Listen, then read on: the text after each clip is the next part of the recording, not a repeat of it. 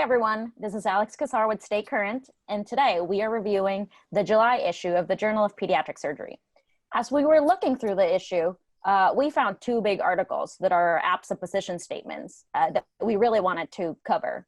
First, we're going to have Dr. Alex Gibbons talking about firearm injury. So yeah, I just wanted to kind of highlight some of the main points of the firearm injury prevention. So the first one is kind of obvious. It's that firearm injury is trauma and should be evaluated by the trauma system, and that injury prevention should be considered part of that trauma system as well. Okay, firearms, and it's an entity that's managed by it's an entity that needs to be recognized by the trauma service. Right.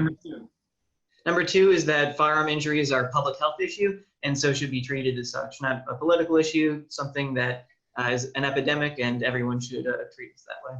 I love it. Treating it like a disease, public health issue. Okay, number 3. Number 3 is that we should have better access for mental health services to both children and adults. Absolutely love that. It's something that we probably haven't paid attention to enough in the past. Mental health issues related to gun violence. Number 4. Number 4 is that we should have universal background checks for all firearm sales, even ones from private dealers at gun shows. Okay. Number 4 is very interesting. APSA clearly taking a position on background checks, which could be debated by some or others, but this is being treated as a public health issue and the belief that background checks would decrease the number of childhood injuries related to guns. Number 5.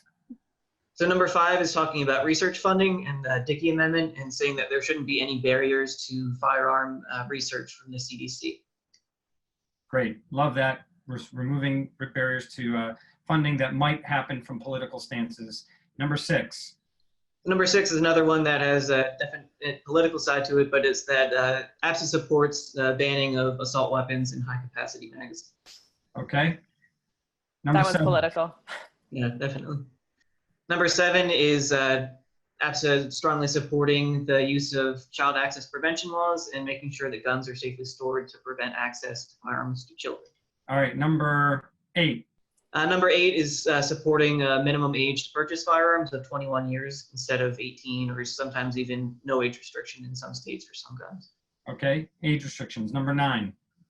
Number 9 is opposing, in the strongest possible terms, any restriction of physicians to talk about firearms with their patients. Okay, and this was an interesting one that was battled up at the Supreme Court. So the fact that we are allowed to absolutely ask about firearms in the House. Number 10.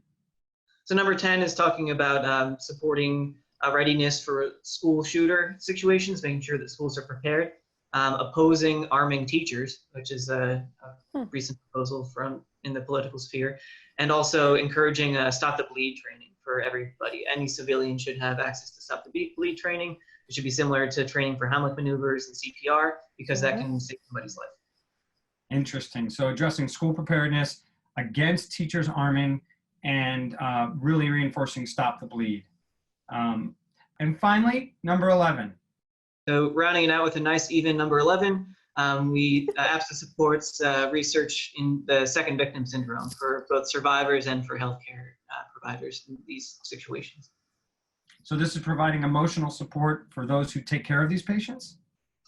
Right, and other victims who may experience PTSD. They may be survivors of gun violence or just have been a witness at the scene. I see. Great. This was the first of 3 videos in which we'll be reviewing the July issue of JPS. Stay tuned in the next 2 weeks to see what else we have to discuss.